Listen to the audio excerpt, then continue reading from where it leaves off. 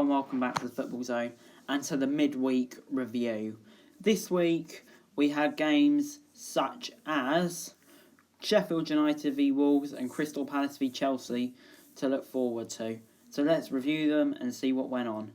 And we do actually start off with Crystal Palace v Chelsea. Bit of a mad game actually. Crystal Palace 2, Chelsea 3. Giroud put Chelsea 1-0 ahead before Pulisic doubled the lead. Wilfried Zaha pulled one back.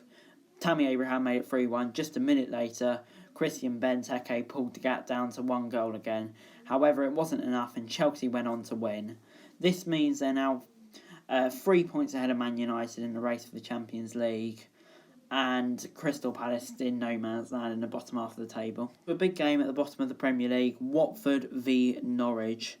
Watford needed a win to put clearance between them and the relegation zone. Norwich needed the win to have any chance of survival, and they went ahead through Emi Buendia. However, goals from Craig Dawson and a smashing overhead kick from Danny Welbeck sealed the win for Watford, which means they're now 4 points above the relegation zone. And at the Emirates, it finished Arsenal 1, Leicester 1. Arsenal were in the lead through Pierre-Emerick Aubameyang's first half strike. However, Eddie Nketiah got sent off just minutes after coming on in what was a pretty deserved red card in my opinion. This allowed Jamie Vardy to score and level for Leicester. This result leaves Arsenal still in Europa League positions, but Leicester now, they're on 59 points and they're only 1 point above Man United. They really needed the win. At the Etihad, it was Man City's normal drubbing. Man City 5, Newcastle 0. Another comfortable home victory for the citizens. Gabriel Jesus, Riyad Mahrez, Fernandes, David Silva and Raheem Sterling. Fernandes was an own goal, scoring for Man City in a comfortable win. Obviously, this doesn't really affect the table with no teams having anything to fight for, but it was impressive to see Man City bounce back like that after the Southampton defeat. At Bramall Lane, it finished Sheffield United 1, Wolves 0. A last gasp winner from John Egan, sealing a crucial win for the Blades, which keeps them in 7th, now just 1 point behind Wolves, and they're now 7 points off Champions League space. And you'll have to say their dreams of a Champions League space look all but over. However, Sheffield United's European dream is still on. I think that West Ham will be disappointed with this one. West Ham 0, Burnley 1. This was a real opportunity for West Ham to put some daylight between them and the drop zone. However, it wasn't to be. Jay Rodriguez seeing the only goal in the first half. This leads Burnley into 9th and just 1 point off a potential European spot, with West Ham in 16th, still 4 points above the relegation zone. So they're still alright, but they probably still do need some more points. At the Amex, it finished Brighton 1, Liverpool 3. With goals coming from Mo Salah and Jordan Henderson in the first 10 minutes, then you thought it would be a complete rout. However, it wasn't to be when Liam Trossard scored just on the brink of half-time.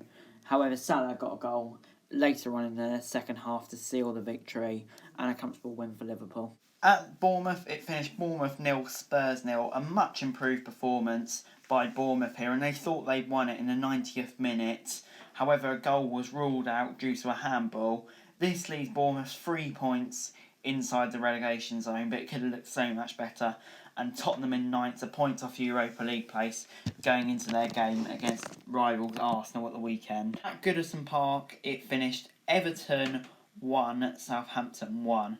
Southampton took the lead through Danny Ings after James Ward-Prowse's penalty hit the post and Richarlison pulled one back in the 43rd minute to level proceedings. However, Everton couldn't find a winner.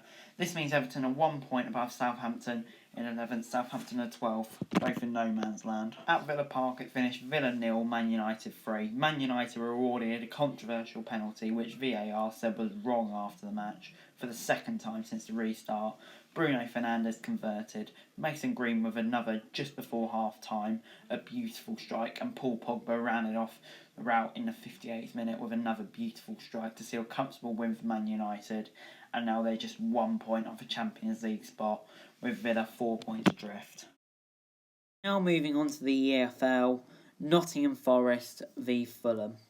Fulham sealed a crucial victory in a game between two promotion hopefuls, with a stunner from Harry Arter in the 49th minute. This was still in the first half. This leaves Fulham in 4th, and Nottingham Forest now 5 points behind them.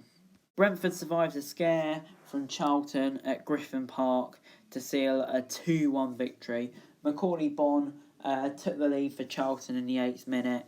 However, Brentford pulled it back with 2 late goals, Saeed Benrahma from the penalty spot and Ethan Pinnock with the winner in the 85th minute. Brentford now 3 points off Leeds. However, Leeds do have a game in hand, and Charlton just 1 point above the relegation zone and 1 place. Next up, a game between two teams rooted to the bottom of the Championship. Luton 1, Barnsley 1. Luton took the lead in the 13th minute through Mr. Berry before Barnsley equalised late on in the 84th minute.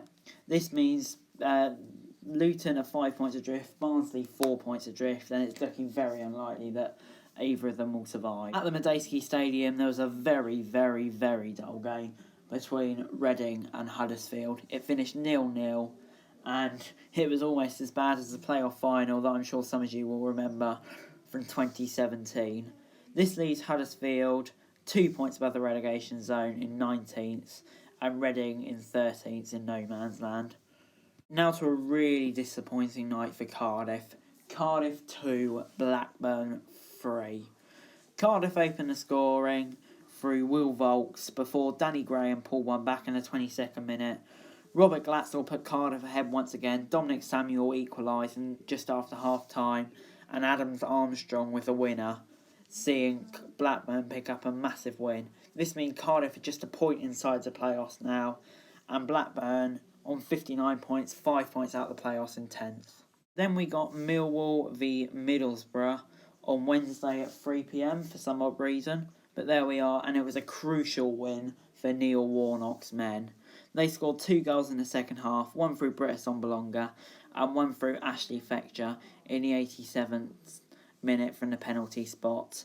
This leaves Middlesbrough out of the relegation zone in what is an absolutely crucial win for their survival hopes. Takes them all the way up to 18th, in fact, 2 points above the relegation zone only, and Millwall in 11th on 59 points, 5 outside of the playoffs. At the Hawthorns, it finished West Brom 2, Derby 0. Diane Garner opened the scoring in the 11th minute for Albion, and then O'Shea in the 76th minute completed the rout, with Louis Sibley getting sent off very harshly, in my opinion, in the 91st minute.